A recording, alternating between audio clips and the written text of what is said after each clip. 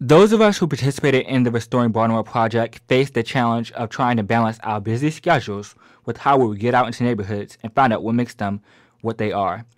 These last few months of researching information, contacting community leaders, and interviewing residents was hard work, but it was well worth it. The goal was for us to establish a connection between Loyola College and the residents of Baltimore's other neighborhoods. The goal was for us to learn about the city we now call home, to put a face on the college, and for us to see the neighborhoods face to face. These days, when I think of my hometown, think of ways to describe it to people, I will tell them that Baltimore is like a quilt. The different patches that you'll find on the quilt are represented by the different neighborhoods that comprise Baltimore. Neighborhoods in the north, the south, the east, and the west that all come together to make up what happens to be a very different, unique, a special quilt, which shows the patchwork of people's lives, which connects people's lives and tells people's stories. Through the Restoring Baltimore project, we have endeavored to tell people's stories, but we now also have our own stories. The thing about this class is you see your neighborhood in such a different light, and you see it for the people who live there and who work there, and you see it for, the challenges that are there, but also the opportunities that lie ahead in the future. When you read the newspapers or watch the television or listen to the radio, you don't always get a full sense of what life is like in a city such as Baltimore. You don't always get the fact that as quickly as you can find a bad story in the news, you can also find a good story and a story about hope. And I think our class had the chance to get a more balanced view of Baltimore than we had before. We talked to a lot of people in the Sandtown community that have had horrible things happen to them.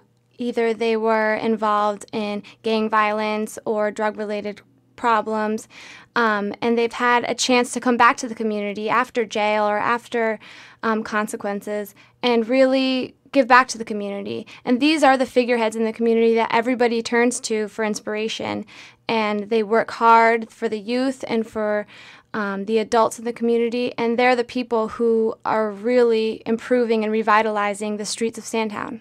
The residential area of Ashburton was so great to explore because there's just really hardworking families, and they're really just trying to support each other and make it a better place.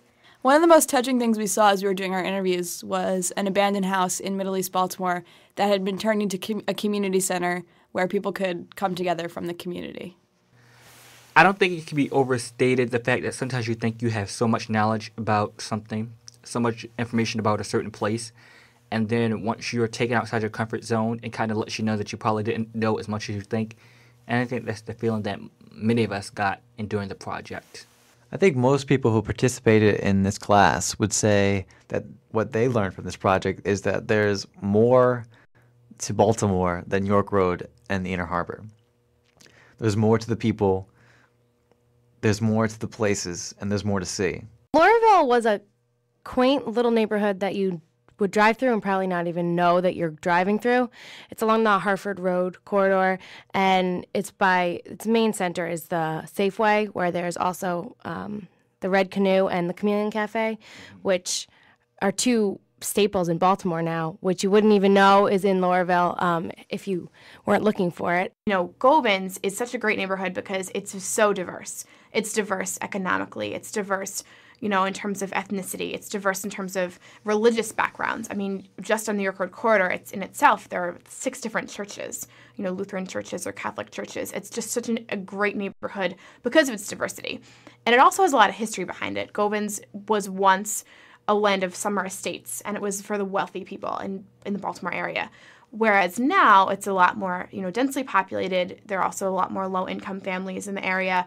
Coming from Annapolis, I always saw Baltimore from the tourist aspects. I saw the Inner Harbor, and I saw the aquarium, and I know Towson. I didn't know that the city itself was so big. By doing this, I definitely saw different levels of the city and different depths where the communities just didn't fit what you think of as a small city.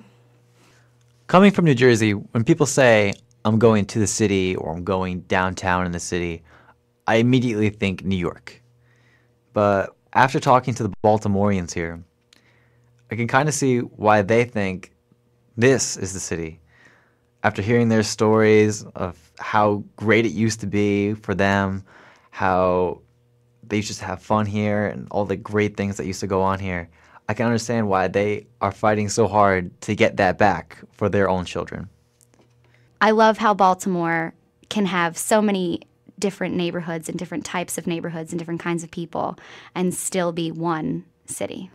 Baltimore is one city. It's a city which has a unique heritage, a mid-Atlantic city with a certain style which mirrors cities to the north, yet it's a city with southern roots and just as much southern charm.